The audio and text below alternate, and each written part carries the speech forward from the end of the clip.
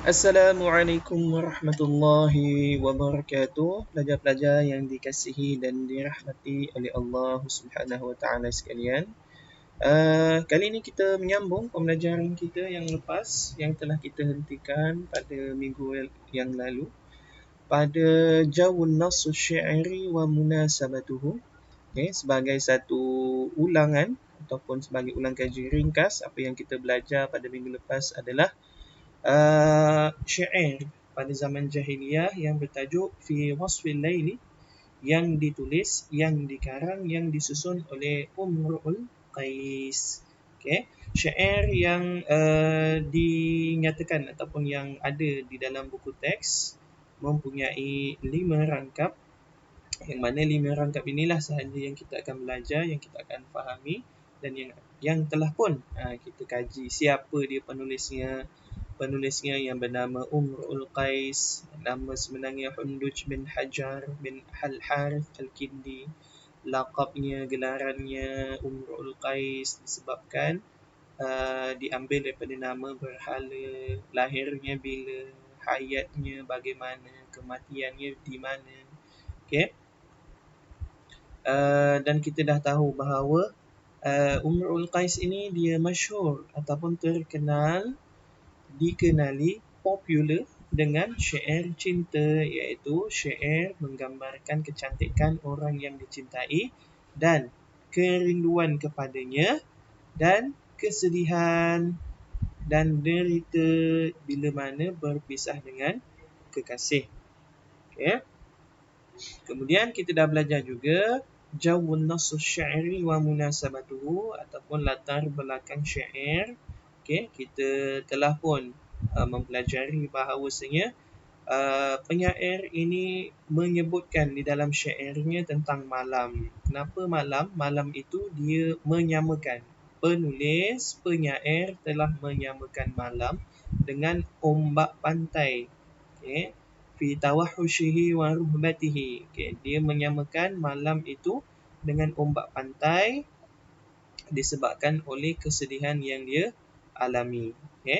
Dan yang kedua, penyair ini menginginkan, mengharapkan supaya kesedihannya, penderitaannya itu berlalu pergi, akan tetapi ianya tidak berlaku. Penderitaannya daripada daripada malam membawa ke pagi. Penderitaannya tetap tidak mahu pergi.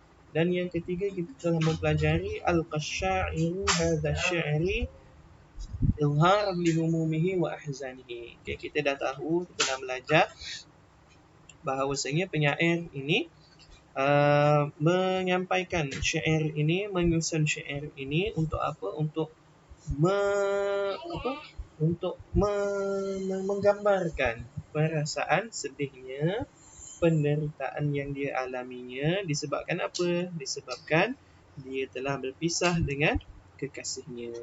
Baik, pelajar-pelajar yang dikasihi dan dirahmati Allah Subhanahu wa taala sekalian, kita teruskan pada pagi ini dengan ma'aniyil mufradat. Apa dia ma'aniyil mufradat? Perkataan-perkataan seerti, yang diambil daripada bait-bait syair yang kita belajar tadi, fi wasfil laili. Apakah dia ma'aniyil mufradat? Perkataan-perkataan seerti yang terpilih. Yang pertama, sudulahu, tamatta, kalkal, injali dan amras. Kita lihat sudulahu membawa maksud tirai.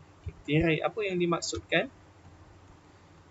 Kita lihat semula kepada syair. Walailin kamaujil bahri arkha sudulahu, tirainya apabila malam melabuhkan tirainya. Awak pun faham kan bila kalau Ustaz kata malam melabuhkan tirainya. Malam sepatutnya tidak ada tirainya. Jadi sebenarnya apa yang dibawa oleh malam? Malam tidak membawa tirai, tapi dia membawa kegelapan. Begitulah yang nak disampaikan oleh penyair. Kesedihan yang dia alami seperti satu kegelapan yang menyelubungi beliau. Tamatta membawa maksud tamaddad, dia berpanjangan. Malam berpanjangan. Dia rasa malam itu sangat-sangat panjang. Disebabkan apa? Sebab dia sedih sangat berpisah dengan kekasihnya. Kal membawa maksud sadrun. Sadrun ini apa? Dada. Dada siapa? Kalau kita belajar dekat sini yang kita baca, dada seekor unta. Dada seekor unta. Okay. Kenapa dada seekor unta? Sebab penyair menggambarkan malam itu lambat berlalu pergi. Okay. Susah ataupun terlalu panjang malam itu berlalu, lambat. Umpama seekor unta, bila mana dia nak bangun, ada bebanan di atasnya. Okay. Maka unta itu bila mana dia nak bangun dalam keadaan yang lambat, mengambil sedikit masa berbanding biasa. Okey. Seterusnya injali, inkashafi. Apa maksudnya? Terserlah. Terserlah. Apa yang terserlah? Terserlahlah malam, siang ataupun waktu pagi itu. Okey. Yang kat sini dia kata ala ayyuhal lailu tawilu alanjani bisubhin. Wahai malam yang panjang, berlalulah pergi dan muncullah waktu pagi, waktu siang. Okay? Jadi yang dimaksudkan injali itu adalah inkashafi, okay, datangnya waktu siang. Dan yang terakhir adalah amras. Amras ini membawa maksud hibal. Hibal ni apa? Tali. Okay? Kenapa tali? Sebabkan kita dah belajar bahawasanya penyair menggambarkan juga malam yang lambat berlalu pergi itu seperti adanya bintang yang diikat pada batu yang besar. Jadi tak bergerak-gerak. Malam itu tidak bergerak-gerak. Malam itu sangat-sangat panjang. Okey, baik. 5 ma'anil mufradat ini untuk menghadapi peperiksaan SPM, anda wajib menghafalnya kelima-limanya. So, kita ada 10 tajuk. Setiap satu tajuk ada 5 ma'anil mufradat. Makanya, jumlah ma'anil mufradat yang perlu dihafal, yang perlu diingat ialah sebanyak 50. Okay? Jadi, jangan risau, ada lagunya nanti yang akan kita pelajari. Baik, kita tengok kepada kotak kecil ini. Bada'a Umru'ul Qais ash'arahu bidhikril atlal wal ghazal wa madhul jawad qabla an yadkhula fi sulbil mawdu'. Apa maksudnya? Umru'ul Qais memulakan syairnya dengan menyebut runtuhan bangunan, cumbuan, yakni memuji kekasih, dan memuji kuda sebelum masuk kepada dasar tajuk. Okey, jadi kat sini kita tak nampaklah mukadimah yang digunakan oleh penyair. Okey, runtuhan bangunan, cumbuan dan memuji kuda.